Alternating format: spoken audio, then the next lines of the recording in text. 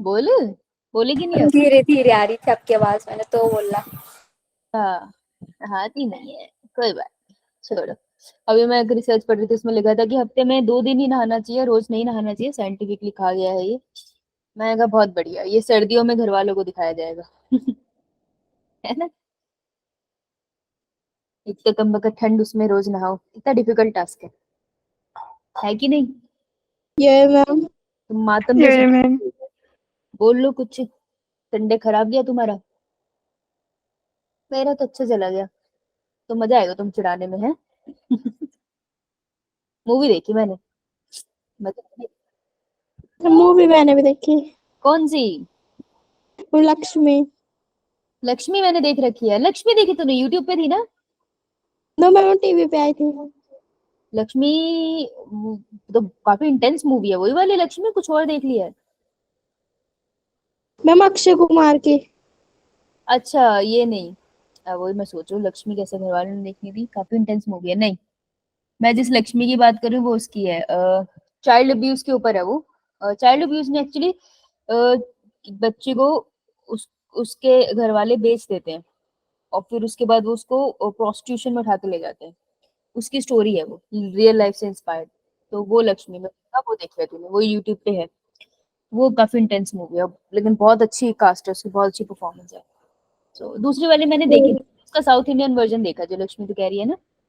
ये मैम। तो इसलिए मैंने फिर देखा नहीं ये वाला, मुझको वो बहुत अच्छा लगा, मैं इसकी मेमोरी खराब नहीं करना चाहती। चलो, तो हम लोग क्या पढ़ रहे थे? Human health and disease. ये मैम।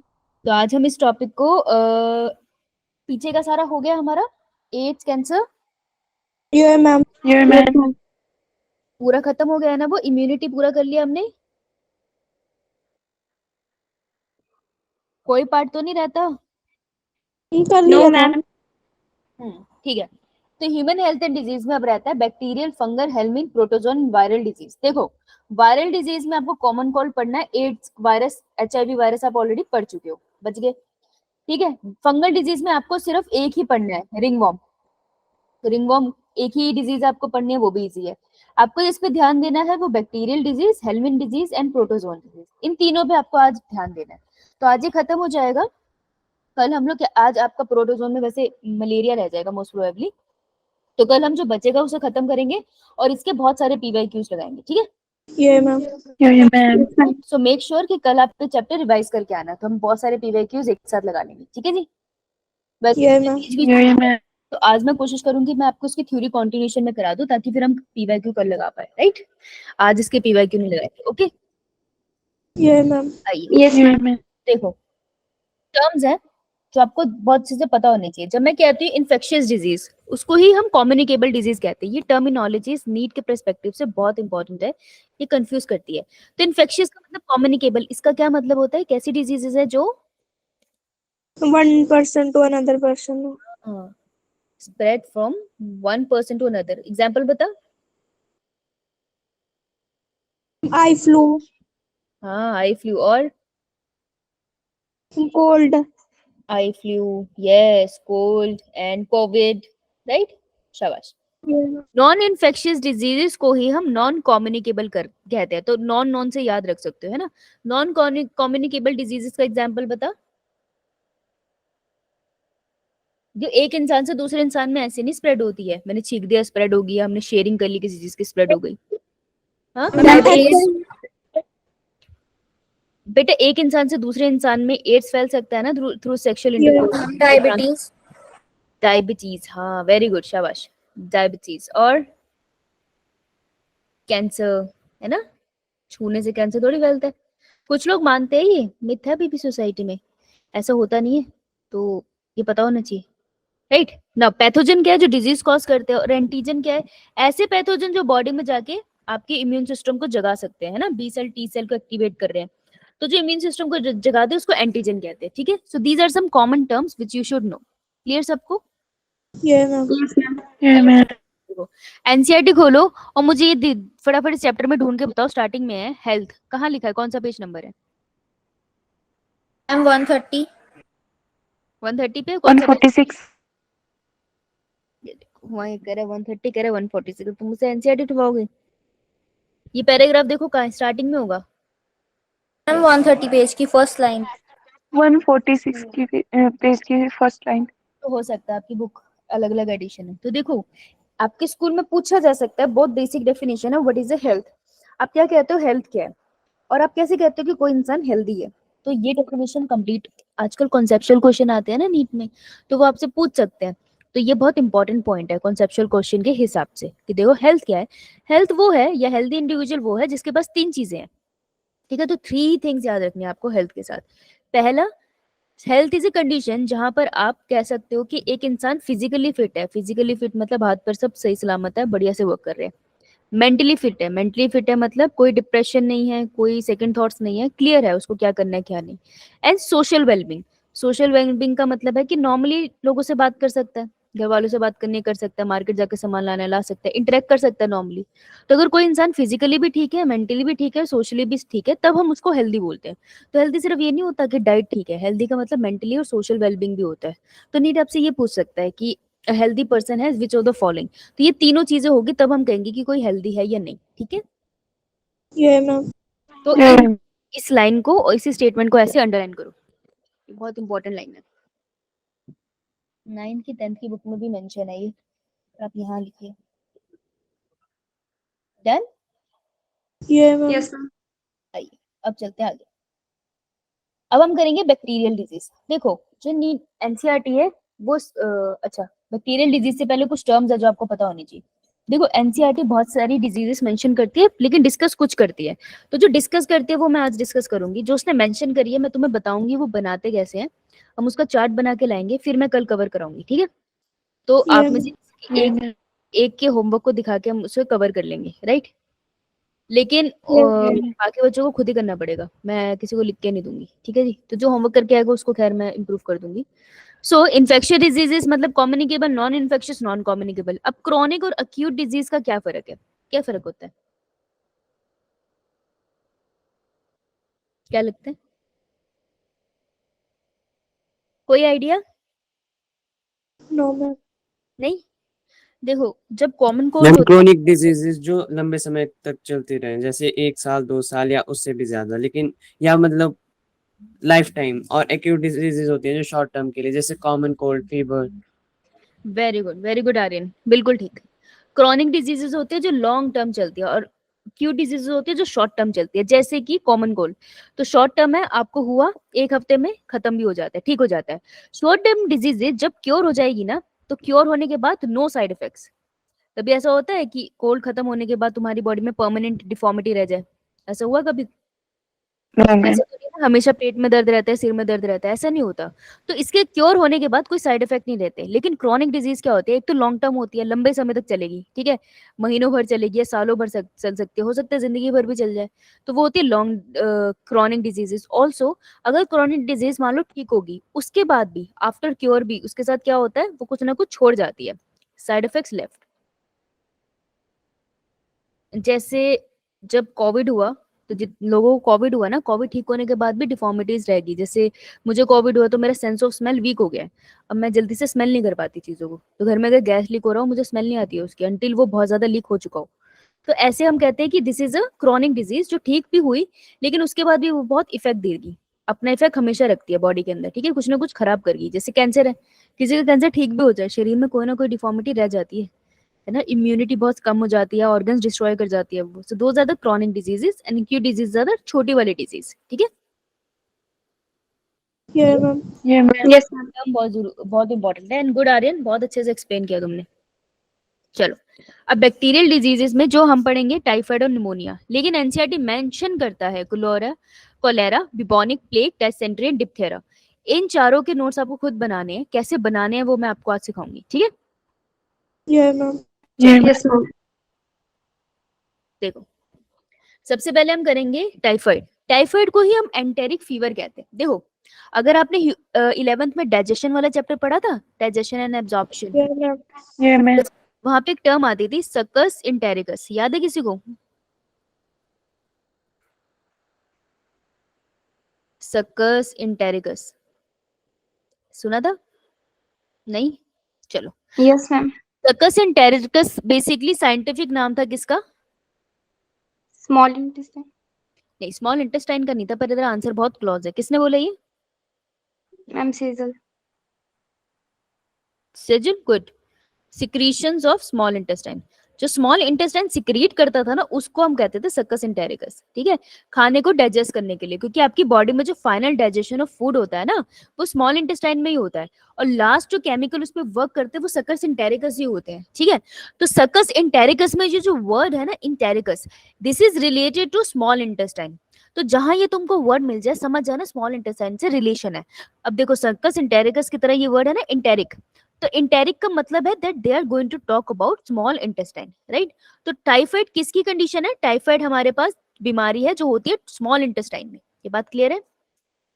Yes ma'am. ये मैम। देखो डब्बे कैसे बनाओगे, 3 डब्बे बनाने हैं और शॉर्ट में। पॉजिटिव एजेंट जिसने बीमारी करी, मोड ऑफ ट्रांसमिशन को एमओटी भी कह देते हैं हम अपने लिए नोट्स बनाने के लिए, कि ये कैसे एक इंसान से दूसरे इंसान में फैल सकता है, और सिम्टम्स, उसके क्या सिम्टम्स है जो ऑब्जर्व किए जा सकते हैं। ठीक है, अब देखो यहाँ मैंने लिखा कॉन्स्टिपेशन, मैंने ये नहीं लिखा a person suffer from constipation, मैंने सिंपली कॉन्स्टिपेशन लिखा। तो ये क्विक डब्बे हैं जो आप क्विकली रिवाइज कर सकते हो। ठीक है, तो इसमें इंग्लिश नहीं बहुत लिखनी है, इसमें पॉइंट टू पॉइंट बात लिखनी है। तो आप जितने भी डिजीज है वो ऐसे बनाओगे, समझ आई? यस। अब देखो टाइफाइड को समझते हो, तो टाइफाइड में हमने जनरली सुना है लोग क्या बोलते हैं टाइफाइड, किसी को पता है टाइफाइड के बारे में कुछ भी? एनीथिंग, कुछ भी मैम नहीं? इसमें फीवर रहता है काफी दिनों तक, इसमें फीवर रहता है, वीकनेस होती है। गुड। और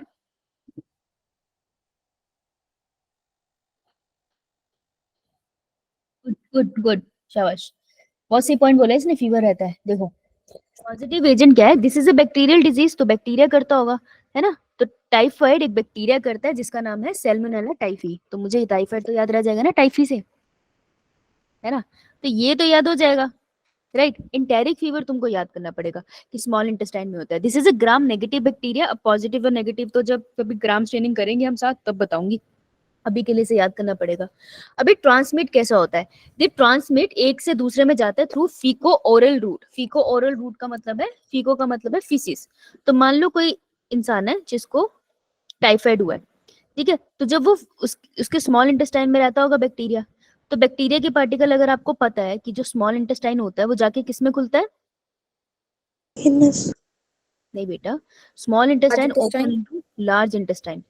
लार्ज इंटेस्टाइन में फीसिस बनते हैं और वो जाके कहाँ खुलते हैं? एनएस में, है ना। तो जो फीसिस बनाने का प्रोग्राम है तो स्मॉल इंटेस्टाइन से चलता आ रहा है। अब स्मॉल इंटेस्टाइन में अगर बैक्टीरिया है, उसके पार्टिकल्स है, तो वो लार्ज इंटेस्टाइन में जाएंगे, तो फीसिस में भी जाएंगे। तो जो भी फीसिस बाहर रिलीज होगी उसके ऊपर बैक्टीरिया पार्टिकल होंगे, यस मैम।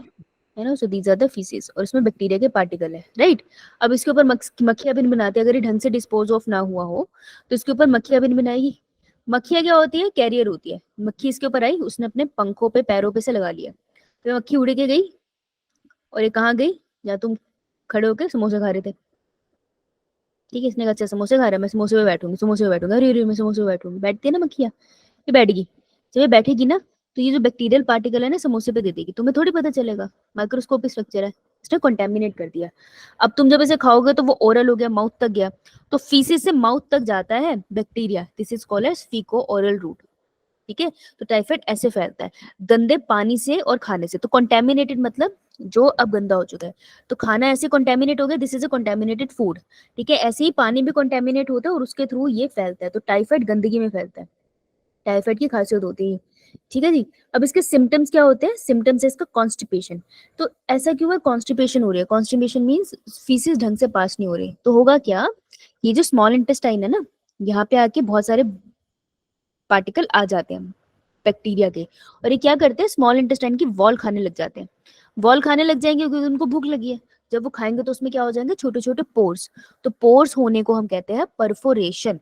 तो स्मॉल इंटेस्टाइन में जब परफोरेशन हो जाएगी तो खाना ढंग से डाइजेस्ट होगा नहीं, है ना। इसकी वजह से बॉडी में कॉन्स्टिपेशन होने लग जाएगी, और हाई फीवर भी रहता है। तो जैसे नॉर्मल बॉडी का टेम्परेचर 37 डिग्री सेल्सियस, तो ये लगा लो नॉर्मल डिग्री सेल्सियस में 30 to 40 डिग्री सेल्सियस ऐड कर दो, इतना सस्टेन कॉन्टिन्यूस फीवर रहता है दिन रात। तो इसको पहचानने का तरीका है कॉन्टिन्यूस फीवर रहना। उससे शक होता है कि शायद इसको टाइफाइड है। फिर जब इसका टेस्ट वगैरह कराते हैं तो फिर पता चलता है कि टाइफाइड है या नहीं, राइट। समझ आया? Yes. मैम। ठीक है जी। अब इसमें जो क्वेश्चन बनता है वो ये किसने करा, कैसे फैला, और दूसरा इसका जो सबसे मेन पॉइंट जो तुमने भी बताया था कि सस्टेन फीवर रहता है इसमें, राइट। अब इसको डिटेक्ट कैसे करते हैं? ब्लड टेस्ट होता है जिसे हम कहते हैं कंफर्मेटरी टेस्ट, और इसका नाम है Widal test. This is very important. Widal test is used for the confirmation of typhoid. ये नीट में बहुत बार आया है। तो ब्लड सैंपल लेते हैं और देखो बैक्टीरिया है तो उसके खिलाफ क्या बनेगी बॉडी में, एंटीजन या एंटीबॉडी? हमारा बॉडी क्या बनाएगी? एंटीबॉडी। एंटीबॉडी। खिलाफ एंटीबॉडी बनेगी ना। तो हम लोग अपने ब्लड टेस्ट में, विडाल टेस्ट में वो एंटीबॉडी देख लेंगे और हमें पता चल जाएगा कि इसको टाइफाइड है, क्योंकि टाइफाइड के खिलाफ ही एंटीबॉडी बनी है, right. So Widal test is a confirmatory test. This is very very important. Now इसके साथ एक केस है हिस्ट्री का जिसे हम कहते हैं, अच्छा पहले ये दिखाते हैं। ये देखो पिक्चर दिख रही है सबको? Yes, ma'am. ये है स्मॉल इंटेस्टाइन। बाहर निकाल के दिखा रहे हो। स्मॉल इंटेस्टाइन में आपको देखो छेद दिख रहा है बीच में। Yes, ma'am. Yes ma'am. Typhoid bacteria ने करा है, और ये this is the bacteria Salmonella typhi. Okay, ये मैम। तो काफी सीवियर है इसके केस में हुआ हुआ। देखो कितना बड़ा छेद, ऐसे बहुत जगह परफोरेशन हो जाएगी। ठीक है, अब एक केस आता है जिसका नाम है टाइफाइड मैरी। सुना आपने? किसी ने सुना है? अच्छा, स्कूल में हुआ नहीं क्या ये? No, ma'am. स्कूल स्टार्ट हो गए? आज तो पहला दिन था स्कूल का। आज पहला दिन नहीं था स्कूल का? Yes ma'am. Yes ma'am. कैसा रहा? मैम बहुत अच्छा रहा। बहुत बहुत अच्छा है, मतलब स्कूल में क्लासेस नहीं लगी। ये मैम। Yes ma'am. पता है अगले बैच में बच्चा है हर्ष, तुमने सुना ही होगा उसको, सैटरडे को। तो हर्ष से पूछो स्कूल कैसा था? ठीक था, रोज जैसा था। किसी दिन उसका जवाब आता बहुत अच्छा रहा। मैं क्या हुआ, क्लास नहीं लगी ना? कह रहा नहीं एक भी नहीं लगी। वो बड़ा खुश हो जाता है। जिस दिन क्लास नहीं लगी तो बहुत ही खुश होता है बच्चा कि आज तो बहुत ही अच्छा दिन गया, कुछ नहीं हुआ आज। तो तुम्हारा भी अच्छा गया, मतलब स्कूल में क्लास नहीं लगी है ना? ये मैम। तुम क्या करते हो जब क्लास नहीं लगती? मैम फ्रेंड्स के साथ बातें। अच्छा, देखो पता है उसने क्या किया, इसने बड़ा वो वाली बात है। ये मैम। जब हमारे स्कूल में वो खत्म होता था ना, लास्ट पीरियड होता था, तो तुम्हारे अभी होता है क्या कि स्कूल बस की पहले बेल बजती है? स्कूल बसेस होती है वहाँ? No ma'am ma'am. Private schools में होती है। अच्छा, नहीं हमारा ऐसा नहीं था। हमारे में क्या था कि मेरा तो स्टार्ट था ना, तो जैसे लास्ट पीरियड में ना उसकी बेल बजती थी वैन की। फिर उसके बाद फाइनल छुट्टी होती थी, तो वैन वाले को 20 मिनट पहले बुला लेते थे। तो प्रिविलेज था, मैं दूर रहती थी तो मेरे लिए तो बहुत ही बढ़िया बात थी। ठीक है, मतलब यू आर द राजकुमारी। तो व्हाट हैपेंड इज, हम क्या करते थे, जब वो बेल बजती थी ना 20 मिनट, जो वैन वाले भैया थे उनको पता था हमने आना है, हमने रुक के एंड में ही आना है, पहले बाकी बच्चे आएंगे। तो हम लोग ना वो 20 मिनट में, टीचर होती नहीं थी क्लास में for some reason, I don't know क्यों, मुझे याद नहीं है, मैं बहुत छोटी थी। हम लोग खेलते थे चौक फाइट। ठीक है, बॉयज वर्सेस गर्ल्स। तुम्हारे अभी स्कूल में चौक होते हैं या फिर दूसरे बोर्ड्स आ गए? मैम आप मैम दूसरे चौक होते हैं। अच्छा, वही हमारी होती थी चौक फाइट। ठीक है, डब्बे हमने पहले अरेंज कर रखे थे चौक के, भगवान ना करे मेरी कोई टीचर सुन ले। और रखे होते थे चौक भर के जेब में, स्कर्ट में दोनों साइड जेब थी मेरे तो भाई। उसके बाद हम करते थे जबरदस्त वाली फाइट, चौक पे चौक मारते थे। लास्ट के 15 मिनट हम चौक फाइट खेलते थे, बड़ा मजा आता था। और मैं बहुत अंडरवेट और बहुत पतली सी थी ना, तो मेरे को कभी नहीं लगता था कुछ भी। मैं छुप जाती, 2 मिनट में बेंड हो जाती थी, चीजें आसपास से निकल जाती थी। लेकिन अब बाकियों को बहुत पीटती थी यार, वो मजेदार था। हम तो ये करते थे हर रोज, और दूसरे दिन मैम हम भी करते हैं। तुम भी करते हो chalk fight? Ma'am duster ma'am fight. Dust ओ भाई, डस्टर तो लगता होगा। दूसरा आता है वो। कौन सा, वो सॉफ्ट वाला स्पंज स्पंज सा कपड़े का? Yes ma'am. अच्छा अच्छा, हाँ वो बहुत पहले था। ये बाद वाले तो यार डस्टर लग जाते हैं, डस्टर से नहीं मार सकते थे ना। मेरी क्लास, मैं एक्चुअली पंजाब में थी उस टाइम, ये 9th 10th की बात बता रही हूँ मैं। तो उस टाइम अगर मैं डस्टर फाइट करती ना, मेरी क्लास के लड़के 6 फीट के थे, उठा के फेंक देते मुझे। चौक तो फिर भी झेल लेते थे। तो डस्टर फाइट तो नहीं, पर चौक फाइट तो बहुत खेली है मैंने। मैम हम चौक की होली खेलते हैं। वो कैसे, उसको पीस के पानी में घोल के? नो मैम ऐसे ही हाथ में लगा के ना फिर दूसरे के फेस पे लगाते हैं। अच्छा अच्छा, नहीं नहीं नहीं नहीं, हम नहीं पास आने देते थे किसी को। पापा थोड़े वायलेंट टाइप के थे, पीछे पीछे से लड़ो आगे नहीं आना, हाथ नहीं लगाना हम तो ऐसे ही खेलते थे। चौक फाइट और एक वो मारम पिट्टी आपने शायद सुना हो, अभी खेलते हो क्या आप लोग? किसी ने खेली है मारम पिट्टी?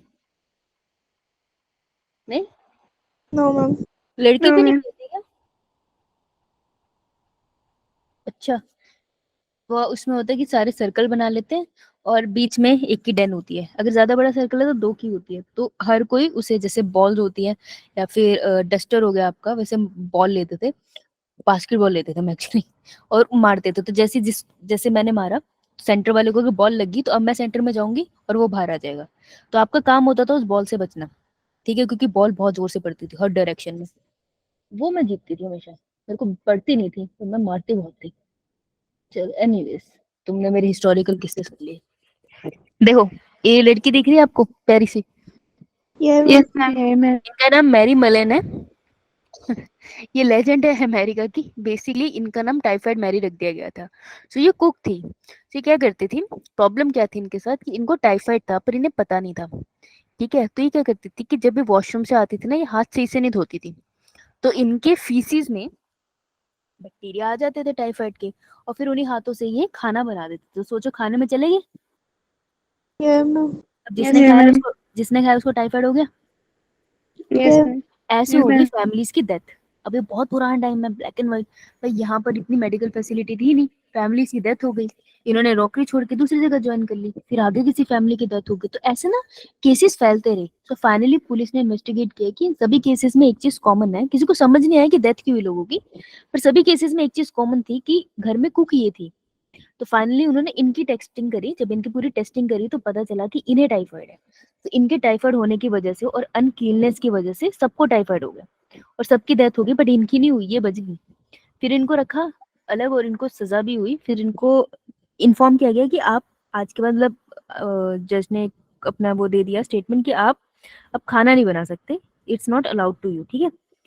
लेकिन व्हाट शी डिड वाज, ये थोड़ा कुछ सालों तक तो ये शांत रहा सब कुछ, फिर दोबारा से इन्होंने कुकिंग स्टार्ट कर दी, और दोबारा से इनके साथ प्रॉब्लम ये थी कि हाथ नहीं धोती थी। फिर से एक और फैमिली को इन्होंने टाइफाइड किया, फिर इन्हें दोबारा से पकड़ लिया गया, और उसके बाद से इनके लिए कंपलसरी हो गया था कि इन्हें बाहर भेजना ही नहीं है। तो फिर इन्होंने इन्हें आइसोलेशन में रख लिया। आइसोलेशन समझते हो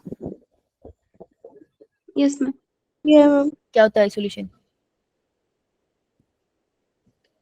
मैम, किसी इन्फेक्टेड पर्सन को दूसरों से अलग रखा जाता है ताकि बाकी को इन्फेक्शन हो।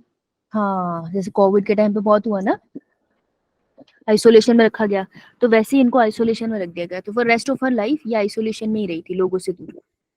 ठीक है, तो ये केस था टाइफाइड। अब इनका तो नहीं ठीक हो पाया, पर इनको आइसोलेशन में ही रखा गया, राइट। सो इनकी कहानी वैसे सैड तो है, इनको पूरा टाइम आइसोलेशन में रखा गया, बट इसी वजह से इनका नाम टाइफाइड मैरी है। तो जब भी हम टाइफाइड की बात करते हैं, हम इनका जिक्र जरूर करते हैं, ठीक है जी। So this was the case. Clear आप सभी को typhoid? Yes ma'am. Yeah, ma'am. चलो Yeah, नेक्स्ट इज निमोनिया। ठीक है, निमोनिया में आपने सुना है, लोग कहते हैं छाती में पानी भर जाता है, जर्नल लैंग्वेज है, Yeah, ma'am. सुना है? किसी ने Yeah, देखा है ma'am. किसी को, मतलब टाइफाइड, किसी को जानते हो जिनको टाइफाइड हुआ हो या ऐसा कुछ? Yeah, ma'am. देखा है? सो देखो, Yeah, होता ma'am. क्या है उसमें, जो कहते हैं ना छाती में पानी भर जाता है, उसका मतलब क्या है? देखो, पहला क्वेश्चन आता है कॉजेटिव एजेंट पे। तो निमोनिया को करने वाला जो है वो है बैक्टीरिया। बैक्टीरिया कौन सा? Streptococcus pneumonia. अब स्ट्रेप्टोकोकस निमोनिया तो तुम पहचान लोगे, निमोनिया निमोनिया है ना, ग्राम पॉजिटिव बैक्टीरिया है, चलो ये भी याद रह जाएगा। लेकिन इसको करने वाला एक और बैक्टीरिया है जिसका नाम है हीमोफिलस इन्फ्लुएंजा। देखो, इन्फ्लुएंजा जो है वायरल डिजीज है, तो अब है वायरल डिजीज, लेकिन यहाँ पे जो हीमोफिलस इन्फ्लुएंजा है वो बैक्टीरिया का भी नाम है। तो नीट ना ये क्वेश्चन आपसे पूछता है, the causative agent of pneumonia is Streptococcus pneumonia, तो ठीक है, लेकिन हीमोफिलस इन्फ्लुएंजा भी एक बैक्टीरिया है जो निमोनिया कॉज करता है। तो इस पे कंफ्यूज मत होना, समझ आई? Yeah, ma'am. पहला ये।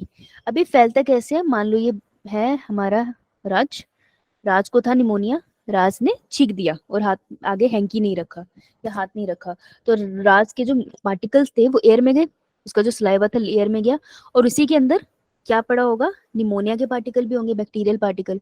और सामने खड़ी थी कौन? सिमरन। तो सिमरन ने उसको इनहेल कर लिया, वो सांस तो ले रही थी, अब सांस थोड़ी रोक लेती। तो सिमरन ने उसको इनहेल कर लिया, तो सिमरन के अंदर क्या चला गया, बैक्टीरिया के पार्टिकल्स। तो इसी को हम कहते हैं inhalation of droplets and sneezing. कोई स्नीज करे तो जो ड्रॉपलेट्स बाहर आया उसको इनहेल कर लिया, राइट। तो कोविड भी ऐसे ही फैलता था ना, इसलिए मास्क पहनते थे।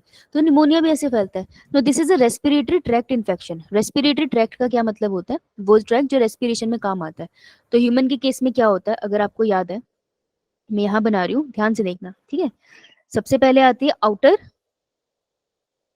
नोज, नोज, है नोस्ट्रिल। नोस्ट्रिल जाके खुलती है एक चेम्बर में, जिसका क्या नाम है,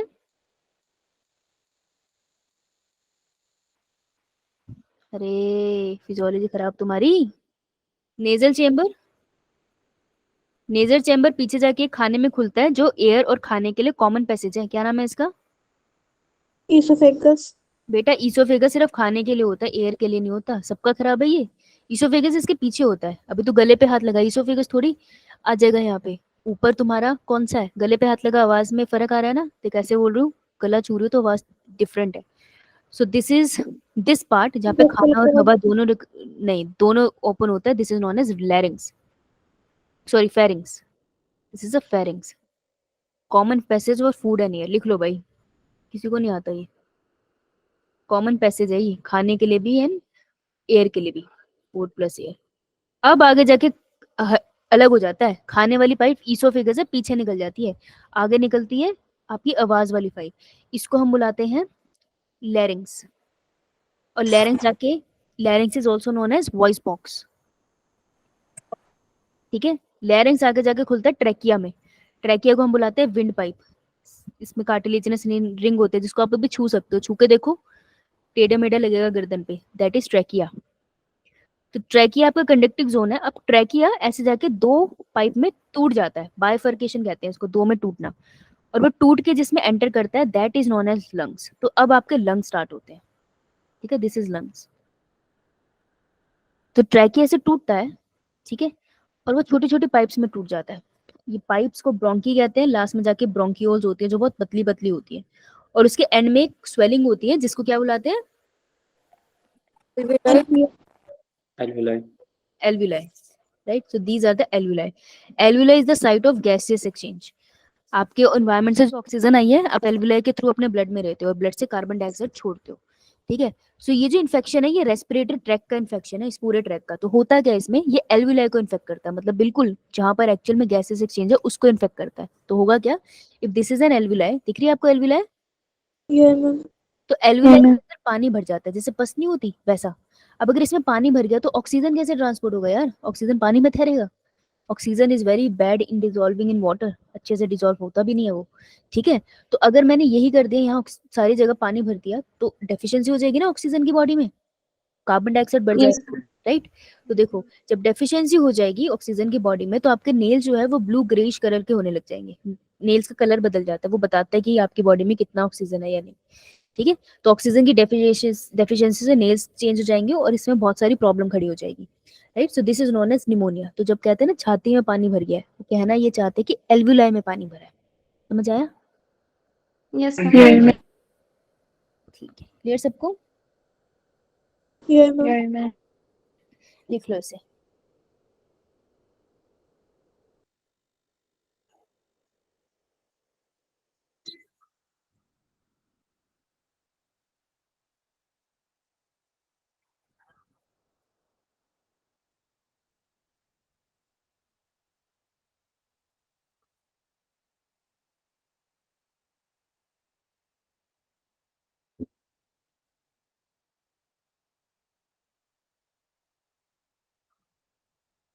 done? Yeah, ma'am. Yes Yeah, ma'am. तो ये कर दिया आपका बैक्टीरियल इन्फेक्शन। अब कल ये 4 लिख के आओगे, ओके। Yeah, कैसे ma'am. समझ आया ना, फालतू Yeah, का ma'am. नहीं है, पॉइंट टू पॉइंट लिखना है, राइट। Yeah, ma'am. जिसको अभी भी डाउट है प्लीज बता दो। समझ आ गया ना कैसे बनाओगे? Yeah, ma'am. ठीक है, चलो नाउ लेट्स मूव ऑन, हम आगे चलते हैं। अब मुझे बताओ, जो आपका टेस्ट आया, आपने उसकी एनालिसिस करी? Yeah, ma'am. कितने मार्क्स बन रहे थे बायो में? मैम 288 288। देखो कितने मार्क्स का था, 360 की थी बायो। है ना? 360 की थी। अगर आपके 360 में से 260 तक आ रहे हैं तो ये ठीक चल रहा है आपका, बहुत खराब नहीं चल रहा है ना, ठीक चल रहा है।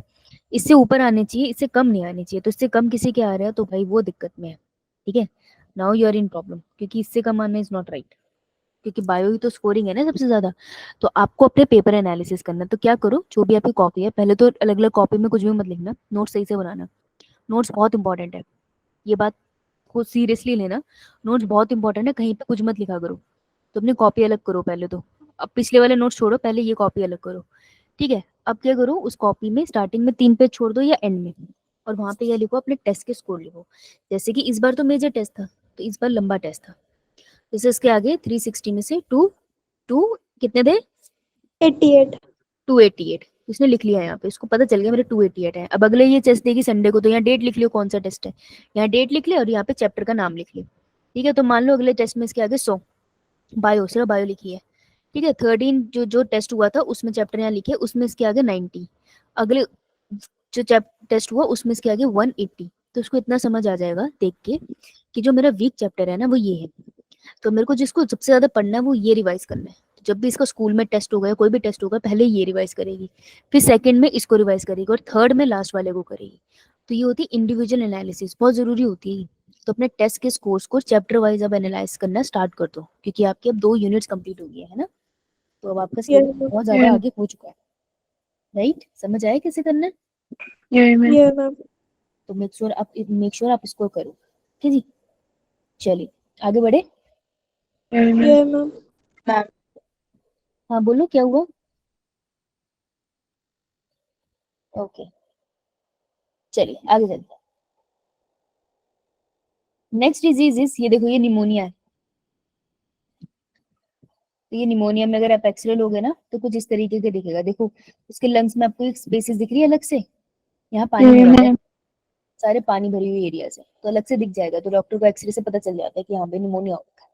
ओके यही Now, मैम। ये मैम। अब वायरल डिजीज करेंगे। एड्स आप कर सके हो एचआईवी वायरस से, तो बस इजी होगा आपके लिए, है ना। अब तो आपको ये वाला पार्ट करना ही नहीं है। ओके तो देखो वायरस में हम करेंगे कॉमन कोल्ड। जो कॉमन कोल्ड होता है वो एक्यूट है या क्रॉनिक? एक्यूट। एक्यूट। एक्यूट है, हाँ एक्यूट है, राइट। किससे होता है कॉमन कोल्ड आपको? It's a viral infection, virus से होता है। कौन से वायरस से होता है? अच्छे बात बताओ, सोच के बताना। अगर तुम्हें पहली बार जब वायरल इन्फेक्शन हुआ, कॉमन कोल्ड हुआ, तो तुम्हारी बॉडी में कौन सा रिस्पॉन्स जनरेट हुआ होगा? Ma'am primary response. हाँ फर्स्ट कॉमन कोल्ड हुआ तो बॉडी में जनरेट हुआ प्राइमरी रिस्पॉन्स।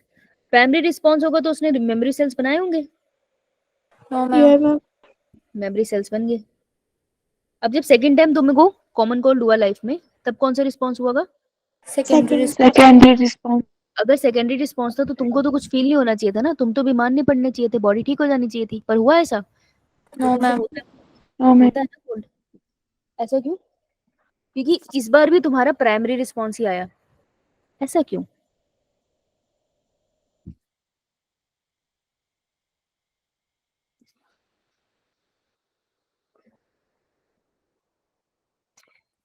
ऐसा इसलिए कि जो कॉमन कोल्ड का वायरस है ना, वो एक वायरस नहीं है, वो राइनो वायरस की एक फैमिली है। ये पूरा परिवार जो है ये मिलके कॉमन कोल्ड फैलाता है दुनिया में। तो जब फर्स्ट टाइम कॉमन कोल्ड आया था ना, जो भी वायरस तुम्हारी बॉडी में आया था, लेट्स से उसका जेनेटिक मटेरियल ऐसा है। जब सेकंड टाइम तुम्हारी बॉडी में कॉमन कोल्ड का वायरस आया ना, उसका जेनेटिक मटेरियल मॉडिफाइड है, वो सेम नहीं आया है, वो different type of genetic material का है। इसलिए इसके खिलाफ तो कोई मेमोरी सेल्स थे ही नहीं, तो आपकी बॉडी में प्राइमरी रिस्पॉन्स ही जनरेट होगा। क्योंकि कॉमन कोल्ड के बहुत सारे स्ट्रेन्स है, ठीक है। कॉमन कोल्ड के इस वायरस के बहुत सारे स्ट्रेन्स है। स्ट्रेन्स का मतलब होता है जेनेटिक मटेरियल, क्योंकि वायरस ना अपना जेनेटिक मटेरियल बहुत जल्दी म्यूटेट कर लेता है। इसके इतने सारे स्ट्रेन्स है ना कि हमारे पास एक स्ट्रेन के खिलाफ कोई दवाई ही नहीं है। तो हर बार स्ट्रेन बदल के आता है, बॉडी पहचान नहीं पाती और हर बार प्राइमरी रिस्पॉन्स जनरेट करती है, इसलिए आपको कॉमन कोल्ड होता ही रहता है। समझ आया? यही ठीक है मैम। मैम। अब ये जो है ना, इसमें क्वेश्चन ये आता है कि ये इन्फेक्शन कहाँ का है? कॉमन कोल्ड में भी गला दर्द होता है, क्या ये लंग्स का इन्फेक्शन है? नहीं, ये लंग्स का इन्फेक्शन नहीं है, it is a upper respiratory tract infection. Upper respiratory tract कैसे? देखो इधर आओ, ये दिख रहा है आपको लेफ्ट साइड में जो इमेज है, Yeah, ma'am. यस मैम देखो ट्रैकिया जो है ना, ये ट्रैकिया ये बाइफरकेट हुआ है दो में और लंग्स में एंटर हुआ है। तो टूटने के बाद दो में गया ना, ये ट्रैकिया ऊपर तक तो बाहर ही था ना लंग से, राइट। Yeah, ma'am. तो जो कॉमन कोल्ड का वायरस होता है ना, वो सिर्फ यहाँ तक आता है, देखो सिर्फ इस एरिया तक, वो कभी भी लंग्स के अंदर एंटर नहीं कर पाता। तो इसलिए जो इन्फेक्शन है वो अपर रेस्पिरेटरी ट्रैक का होता है, वो कभी भी लंग्स को इन्फेक्ट नहीं करता। समझ आया? Yeah, ma'am. तो मुझे बताओ, Yeah, निमोनिया क्रॉनिक इन्फेक्शन है या अक्यूट? Chronic chronic. मैम। क्योंकि निमोनिया अगर ठीक भी हो जाए ना, तब भी देखो किसी के चेस्ट में पानी भर गया था, वो पूरी तरीके से ठीक नहीं होते, कोई ना कोई डिफेक्ट रह जाता है, राइट, और बहुत लंबे टाइम तक चलेगा। लेकिन जो कॉमन कोल्ड है वो अक्यूट है या chronic? Acute Chronic. Acute. Common cold is acute, क्यों? क्योंकि अपर रेस्पिरेटरी ट्रैक का है, जल्दी से ठीक हो जाएगा, कोई ऐसा मेजर इफेक्ट छोड़ के नहीं जाता। समझ आई बात? यस मैम तो common cold is a upper respiratory tract infection, lungs are not affected. ये नीट का क्वेश्चन है, यहाँ से आता है।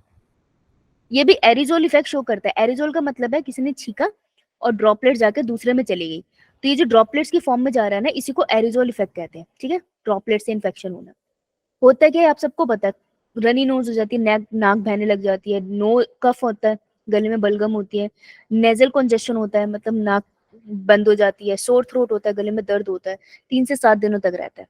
बस याद जो रखना है आपको कि ये अपर रेस्पिरेटरी ट्रैक का इन्फेक्शन है, लंग्स इन्वॉल्व नहीं है। क्लियर? Yeah, ma'am. ये लिख लिया? Yeah, ma'am. अब हम चलते हैं हेलमिन्स की तरफ। हेलमिन्स से आपको थोड़ा सा एनिमल किंगडम मेरे को पूछना पड़ेगा, सिर्फ एनिमल किंगडम पूछूंगी। देखो एनिमल, एनिमल की स्पेलिंग गलत कैसे लिख सकती हूँ मैं, एनिमल किंगडम, अरे animal kingdom is a phylum, 5 kingdom classification में, और इसी के अंदर बहुत सारे सब फाइलम है ना। तो इसके बहुत सारे सब फाइलम में से हम पढ़ लेते हैं। सबसे पहला था कौन सा? पॉरीफेरा। दूसरा सिलेंट्रेटा, अरे मातम लाइको। तीसरा टीनोफोरा, तुम्हें फोड़े, ctenophora. Fourth is platyhelminthes platyhelminths. आवाज आ गई वापिस है। इसके बाद is aschelminthes aschelminths. Aschelminths का दूसरा प्यार से नाम है राउंड वॉर्म्स। राउंड क्यों बुलाते हैं? कि गोल गोल घूमते हैं। हम हेलमिन्थ्स डिजीजेस पढ़ेंगे, बेसिकली हम वो डिजीज पढ़ेंगे जो राउंड वॉर्म्स करते हैं, इनकी बात करने वाले हैं हम, ठीक है जी। राउंड वॉर्म क्यों कहते हैं? क्योंकि अगर ये वॉर्म है, देखो ये वॉर्म, इसको अपन काट देते हैं, ब्लेड से काट दो, ये ढंग से नहीं काटा मैंने, मर्डर करेंगे हम इसका। मैंने इसको काट दिया तो देख ऐसे दिखेगा, ध्यान से देखना, ऐसा है। अब मैं इसको कहाँ से देखूंगी? मैं अपनी आंखों को ऊपर रखूंगी यहाँ पे, ठीक है, लाल कलर की आंखें मेरी। मैं यहाँ से इसको जब देखूंगी ना, तो ये मुझे कैसा दिखाई देगा? ये मुझे राउंड दिखाई देगा, सर्कुलर फॉर्म का। इसलिए हम इसको राउंड वॉर्म कहते हैं, क्योंकि ये ट्रांसफर सेक्शन में कटने के बाद सर्कुलर दिखता है। समझ आई? Yeah, ma'am. यस मैम ये फ्री क्या ज्ञान था, ले लो, एनिमल किंगडम का है ये वैसे, ट्रांसवर्स सेक्शन, ठीक है जी। चलिए, तो ये जो डिजीज करता है, इसमें जो हम डिजीज पढ़ने वाले हैं वो एस्कैरिस। तो एक नोट लिखो ऊपर छोटू सा, और इन नोट पे मैं आपसे क्वेश्चन पूछूंगी, ठीक है, थोड़ी देर में आप ही सॉल्व करोगे इसको। इसमें सबसे ज्यादा कंफ्यूजन होती है, तो हम इसको यही लिख लेते हैं, ascariasis. Ascariasis is a disease caused by, तो कॉजेटिव एजेंट को मैं सीए लिखूंगी, ठीक है, it's not chartered accountant, CA मतलब पॉजिटिव एजेंट। तो एस्कैरिसिस का जो पॉजिटिव एजेंट है दैट इज एसके हेलमिंथ, या हेलमिंथ कह लो, हेलमिंथ करते हैं ये disease, which is a part of animal kingdom. और एक और डिजीज है जिसका नाम है एमीबॉयसिस। ये ना जब एक साथ वर्ड आता है ना, ये बहुत कंफ्यूज करता है, तो इसका पॉजिटिव एजेंट कौन सा है ये हमने लिखना है, ठीक है। Yeah, ma'am. तो भी थोड़ी देर में लिखेंगे इसको, don't worry, right. Just give me 1 minute, पानी पी के आई, तब तक तुम इसे कर लो, पानी लेकर आई मतलब।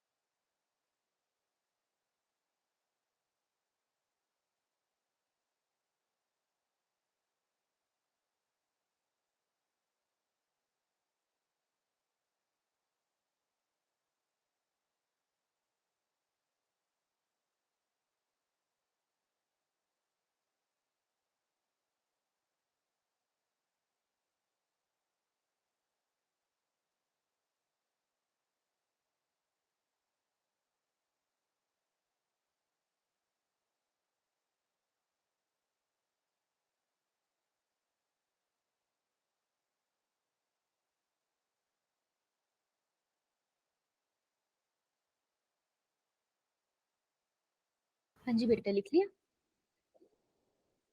Yes ma'am. आइए एस्कैरिसिस करते हैं। देखो इसकी फोटो थोड़ी डरावनी आई, तो ध्यान से, कोई कुछ खा रहा है तो रख दो भाई, अब खाया नहीं जाएगा। देखो एस्कैरिस क्या है, कॉमन राउंड वॉर्म है, ठीक है। इसकी खास बात क्या है कि ये भाई साहब रहते हैं स्मॉल इंटेस्टाइन में, ऐसे अभी नहीं रह रहे हैं। जिसको एस्कैरिसिस बीमारी है उसके स्मॉल इंटेस्टाइन में रहेंगे। तो ये भी स्मॉल इंटेस्टाइन की, अब पीछे भी स्मॉल इंटेस्टाइन की एक बीमारी पड़ी थी, क्यों, कौन सी थी? निमोनिया। टाइफाइड। टाइफाइड। टाइफाइड। बेटा निमोनिया में छाती में पानी भरता है ना, तो उसको तो कहाँ इंटेस्टाइन में लेगी? टाइफाइड था वो, है ना, टाइफाइड मैरी, राइट। जो स्मॉल इंटेस्टाइन की ये भी बीमारी है एस्कैरिसिस। होता क्या है, एस्कैरिस जो राउंड वॉर्म है वो भाई साहब जाके स्मॉल इंटेस्टाइन में रहने लग जाता है। देखो, अगर तुम खुद इमेजिन करो, ये किसी का डाइजेस्टिव सिस्टम है, इसोफेगस, स्टमक, आगे गया, खुल गया जाके वो स्मॉल इंटेस्टाइन में, ये ड्यूोडेनम, जिजिनम, इलियम।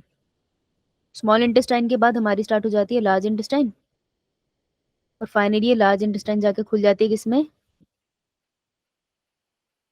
एनस। एनएस में, है ना। दिस इज अ कहानी। अब तुम सोचो कि स्मॉल इंटेस्टाइन में जाके वॉर्म ले रह रहे हैं। देखो अगर ये रहेंगे तो ऐसे बातें तो करेंगे, लूडो तो खेलेंगे नहीं, है ना। दे विल रिप्रोड्यूस, अपने बच्चे पैदा करेंगे, बहुत सारे भर देंगे। तो इन्होंने अपने एक तो अंडे प्रोड्यूस करे, राइट, एग्स भी हो गए यहाँ पे, और ऊपर से इन्होंने खुद की पॉपुलेशन भी बढ़ा दी। तो ये जो एग्स है वो एग्स कहीं ना कहीं फीसिस के साथ ट्रेवल कर जाएंगे, ठीक है जी। तो जो फीसिस बाहर फॉर्म हो रही है, ये अगर फीकल मैटर है फीसिस, तो फीसिस में पार्टिकल आ गया, ये आगे किसके? एग्स, इसके अंडे आइए। अब इसके ऊपर कौन भिनभिनाया? हाउस फ्लाई इसके ऊपर उड़ी, तो उसने अपने पंखों पे और पैरों पे लगा लिए सारे के सारे पार्टिकल। अबे गई तुम्हारे समोसों के ऊपर, है ना। अब ये समोसे तो नहीं खाए जाएंगे कुछ दिनों के लिए। यहाँ बैठा था आर्यन, आराम से समोसे खा रहा था, ओहो हो, आज तो क्लास कैंसिल हो गई, बारिश है, समोसे खाऊंगा। लेकिन समोसे के ऊपर तो अंडे पड़े थे, भाई साहब ने खा लिए। खा लिए तो इसके स्मॉल इंटेस्टाइन में संडे जाके फिर से क्या करेंगे? जर्मिनेट हो जाएंगे। कोई ना तन्वी, अगली बार तुझे खिलाऊंगी, रुक। जर्मिनेट कर जाएंगे और उसको भी स्कैरिसिस हो जाएगा। तो स्कैरिसिस कुछ इस तरीके से फैला, कंटेमिनेटेड फूड एंड वाटर से, कि फीकल मैटर होता है इन्फेक्टेड इंडिविजुअल का, उसमें अंडे होते हैं स्कैरिस के, वो दूसरे इंसान के पेट में चले जाते हैं, ठीक है। होता क्या है इसके केस में, अब देखो अगर यहाँ पे ये है, छोटे छोटे वॉर्म्स है, तो इसकी वजह से खाना आगे जा पाएगा? खाना यहाँ से डाइजेस्ट होके? No ma'am. नो है ना? मैम। ब्लॉकेज हो जाएगी, है ना। ब्लॉकेज हो जाएगी तो दर्द होगा, तो पेन एंड क्रैम्स उठते हैं। और देखो ज्यादा ब्लॉकेज होगी, अब ये जो एक टाइम आएगा जब इनका अमाउंट इतना बढ़ जाएगा, तो ये क्या है, इंटेस्टाइन की वॉल भी खाने लग जाएंगे, तो इंटरनल ब्लीडिंग भी होने लग जाएगी। तो कैसे पहचानोगे स्कैरिसिस है? अगर कोई कंप्लेन कर, देखो जिसको इंटरनल ब्लीडिंग तक पहुंच गया ना, वो सीवियर केस है। इंटरनल ब्लीडिंग तक पहुंच गया, दैट मीन्स उसके एक तो फीसिस में ब्लड भी आना स्टार्ट हो जाएगा, और ये सीरियस केस हो जाएगा। पेन में बहुत पेन, पेट में बहुत पेन होता होगा उसके।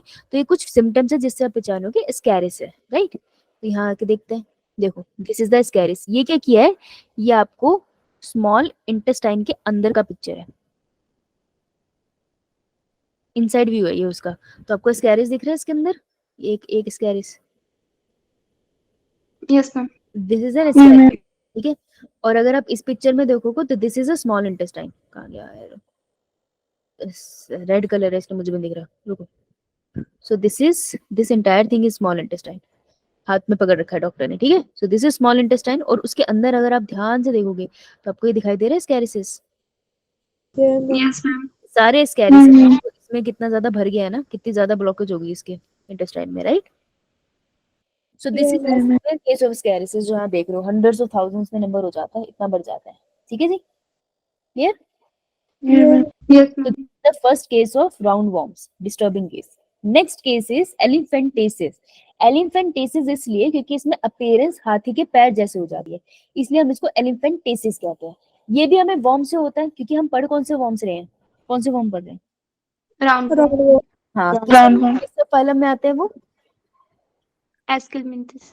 एस्के हेलमिंथ्स, वेरी गुड, राइट। तो ये जो है एलिफेंटेसिस, वे दो तरीके के राउंड वॉर्म से होता है। एक का नाम है वुशरेशिया वैनक्रॉफ्टी, नीट पूछता है।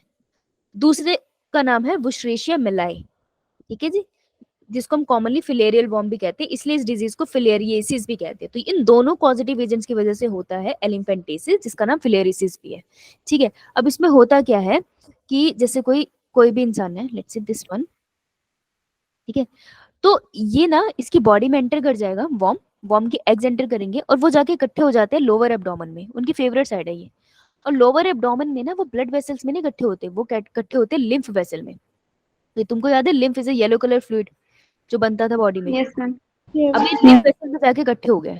देख, अगर ये लिम्फ वेसल में जाके मैं बोलूं यहाँ वॉर्म्स आ गए, तो बेटा लिम्फ फ्लो कर पाएगा no, ma'am. No ma'am. ना? तो लिम्फ ब्लॉक होने लग जाता है। जब लिम्फ ब्लॉक होता है ना, वो कर देता है स्वेलिंग, तो ये रीजन फूलने लग जाएगा बहुत ज्यादा यहाँ पे। और इसके जो बुशरेशिया बेनक्रॉफ्ट उसके बच्चे भी तो होंगे, तो यहाँ पे पॉपुलेशन भी बढ़ गई और लिम्फ भी स्वेल हो गया।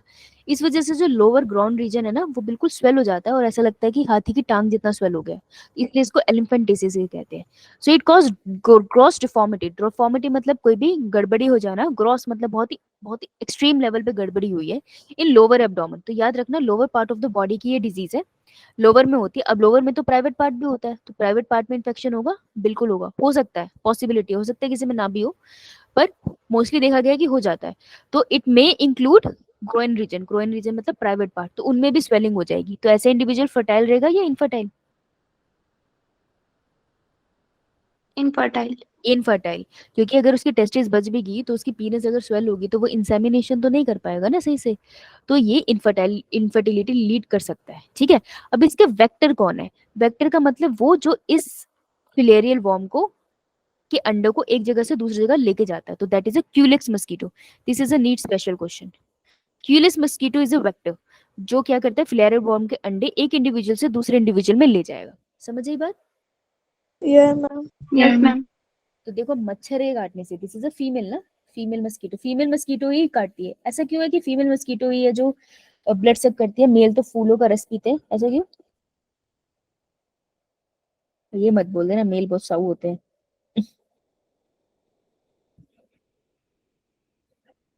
प्रेग्नेंट कौन होता होगा, male female? Female. Female. Female को न्यूट्रिएंट चाहिए होते हैं, और इंसान के खून में सबसे ज्यादा न्यूट्रिएंट्स है। तुमको पता है ऐसे कहता है ना कि अगर शेर के मुंह पे इंसान का खून लग जाए तो वो और कुछ नहीं खाता, सुना है कभी? Yeah, ma'am. ऐसा क्यों? Yes ma'am. ऐसा क्यों? क्योंकि शेर के खून में इतने न्यूट्रिएंट्स होते हैं ना कि जब उसके मुंह में हमारा खून लगता है ना, तो हमारा खून इतना डिलीशियस होता है कि वो चाहता है कि मैं डेलिकेसी बार बार खाऊं। या तुम बाहर से कभी कुछ खाते हो तो मन करता है ना रोज घर का खाना क्यों खाना है, डेलिकेसी खाते हैं अच्छी वाली, तो उसको भी लगता है ये बढ़िया डेलिकेसी, इसको खाएंगे, है ना? वो कहता है तन्वी आ तुझे खाएंगे, राइट? तो उसी तरीके से क्यूलेक्स मस्कीटो क्या करती है, टेस्ट के लिए नहीं पर न्यूट्रिएंट्स के लिए, क्योंकि उसको बच्चे बड़े करने होते हैं ना, तो वो न्यूट्रिएंट्स के लिए इंसानों का खून पीते हैं, तो बच्चों के लिए खून पीते हैं। समझ आई? ऐसे ब्लेम नहीं Yeah. करना है। ठीक है, चलिए, तो क्यूलेक्स इसका एग्जांपल है जो इसको ट्रांसपोर्ट करता है। अब वेक्टर और कैरियर में क्या फर्क होता है? देखो, वेक्टर का मतलब है कि कैरियर का मतलब है जिसने एक जगह से उठाकर दूसरी जगह रख दिया, जैसे कि हाउस फ्लाई जब वो फीसिस के ऊपर घूम रही थी, तो फीसिस के ऊपर जितने भी बैक्टीरिया थे उसको उसने अपने पंखों पे लगाया, उड़ के गई खाने पे, जब वो खाने पे बैठी तो वहां पे ऑटोमेटिकली ट्रांसफर हो गई। तो ये जो बैक्टीरिया था, ये इसकी बॉडी में जाकर अपना कोई भी लाइफ साइकिल कंप्लीट नहीं करता। ठीक है, तो दिस इज अ कैरियर, उठा के एक जगह से दूसरी जगह पैथोजन को रख दिया। वेक्टर इज समथिंग जो एक जगह से दूसरी जगह उठाता तो है, पर पैथोजन को अपनी बॉडी के अंदर भी एंटर करा लेता है। तो जो पैथोजन है ना, उसकी लाइफ साइकिल का कुछ पार्ट शरीर के अंदर रहता है। तो it's like if I am a vector, मैंने बैक्टीरिया को लिया अपनी बॉडी के अंदर कंज्यूम कर लिया, अब बैक्टीरिया मेरी बॉडी में जाके अपना नंबर इंक्रीज कर रहा है, उसके बाद मैं दूसरे इंडिविजुअल में उसको डाल दूंगी, तो मैंने ट्रांसपोर्ट तो किया, लेकिन पैथोजन ने मेरी बॉडी में अपना लाइफ साइकिल भी कंप्लीट करा ना, तो उसको मैं कहूंगी वेक्टर। कैरियर बस कैरी करता है, उसकी बॉडी में पैथोजन का कोई लाइफ साइकिल नहीं होता। ये बात समझ आई? Yeah, ma'am. Yes ma'am. अभी मैं आपको जब मलेरिया कराऊंगी ना, तो आपको और अच्छे से समझ आएगा। ठीक है, अभी इतना बहुत है। आइए देखो, this is Wuchereria bancrofti, this is a pathogen, and आपको लेग दिख रही है कितनी ज्यादा स्वेल हो गई है, elephantiasis. Yeah. This is a condition of elephantiasis. ठीक है, बहुत सीवियर हो जाती है, इसको रोकना बहुत मुश्किल हो जाता है, तो जनरली लिम्फ को थोड़ा डिजॉल्व करने की मेडिसिन देते हैं, बट ये something very difficult disease, right? Now last is the fungal infection में आपके साथ एक होमवर्क है। आप में से किसी के पास नेटफ्लिक्स है या टेलीग्राम है? No ma'am. टेलीग्राम नहीं है बेटे, टेलीग्राम डाउनलोड कर लो, आपको ना काउंसलिंग में बहुत काम आएगा नीट की। टेलीग्राम। तो टेलीग्राम पे आपको ये मूवी मिलेगी जिसका नाम है मैजिकल फंगर। तो आपका ये होमवर्क है, इस वीक आपको ये देखनी है, ठीक है। नेक्स्ट Yes, मंडे हम ma'am. डिस्कस यस करेंगे। मैम। तो फंगल डिजीज है तो उसको अपन कैसे याद करेंगे। अच्छा मुझे बताओ, अगर तुम्हारे बाजू को तुम छूते हो तो स्किन की कौन सी लेयर को टच कर पा रहे हो।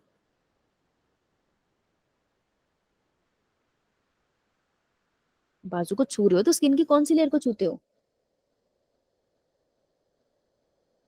एपिडर्मिस, हाइपोडर्मिस, कौन सी। Epidermis. एपिडर्मिस। एपिडर्मिस। तो सोच रही है तुम्हारी एपिडर्मिस है ग्रीन कलर से, ठीक है। और तुम्हारे आसपास पोर्स तो होंगे ना, छोटे छोटे माइक्रोस्कोपिक स्ट्रक्चर। Yeah, ma'am. तो मान लो तुम्हारी स्किन के ऊपर एक स्पोर आके बैठ गया है, इसी वजह से तुम्हें इचिंग हो रही है, तो बुरा स्पोर है ना ये। तो जो तुम्हारी स्किन के यहाँ पे बैठा है आप इसको देख नहीं सकते पर ये इचिंग कर रहा है, तो ये नेगेटिव है। तो जो इविल होता है हम उसके सींग बनाते हैं, Yeah, ma'am. है ना। तो कितने सींग बनाते हैं। 2. लेकिन हम इसको थोड़ा फनी बनाएंगे, हम 3 बनाएंगे, ठीक है। 3 सींग। तो एपिडर्मिस के ऊपर आके एक छोटा सा माइक्रोस्पोर बैठा है जिसके बस 3 सींग है, ट्राई सींग, ठीक है। इतना क्लियर।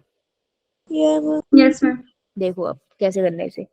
जो फंगल डिजीज जो हमें पढ़नी है, this is known as ringworm, ठीक है जी। रिंग वॉर्म क्या होता है, रिंग सी शेप का दिखाई देता है।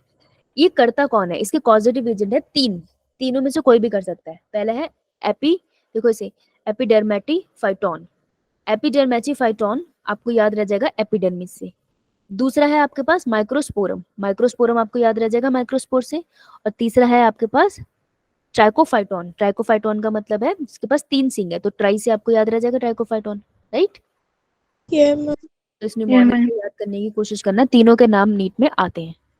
तो किसी भी गंदी चीज से मिल जाता है आपको, रिंग वॉर्म के जो पार्टिकल्स है, फंगस है, इसके स्पोर्स यहीं के घूम रहे होंगे, किसी भी चीज को लगाओ उससे पास ऑन हो जाएंगे। तो ये बहुत आराम से पास ऑन हो सकते हैं। होता क्या है इसमें, स्किन में इचीनेस होती है, स्केली स्किन हो जाती है। स्केली मतलब स्किन के ऊपर एक स्किन की लेयर अलग से दिखती है, स्केली सी हो गई। पॉइंट क्या याद रखना है, ये होता क्या है, ये जनरली ऐसी जगह होता है जहाँ पे मॉइस्चर ज्यादा हो और यहाँ पे हीट ज्यादा हो। तो आपके जो प्राइवेट पार्ट है या आर्म्स के नीचे का जो रीजन होता है वहां पे सबसे ज्यादा हीट होती है। तो अपना फेस टच करो और आर्म्स के बीच में टच करो ना, तो यहाँ पे ज्यादा हीट होगी, तो यहाँ पे हीट ज्यादा है और यहाँ पे मॉइस्चर भी ज्यादा, पसीना ज्यादा आता है। तो जहाँ पे हीट और मॉइस्चर ज्यादा होता है वहाँ पे फंगस जल्दी ग्रो करता है, ठीक है। तो इस इन्फेक्शन को कहते हैं ringworm. Clear. Yes ma'am. Yeah, ma'am. कैसा दिखता है, रिंग की शेप में, क्यों, क्योंकि जो पैथोजन होता है ना, रिंग वर्म बेसिकली जो फंगस है वो सर्कुलर फॉर्म में ऐसे ग्रो करता है। इसकी कॉलोनी बढ़ेगी ना तो ऐसे ही ग्रो करेगा, इसकी नेचर है, ठीक है जी। इसलिए थोड़ा रिंग शेप का दिखता है। ऑलराइट। Yeah, ma'am. लास्ट हम करेंगे प्रोटोजोन डिजीज, जो हम करेंगे कल, ठीक है। तो मैं आपको एक बार नोट्स भेज दूंगी, रीड कर लेना एक बार, कल हम इसको फिर खत्म करेंगे। चलो बताओ किसी को कोई डाउट।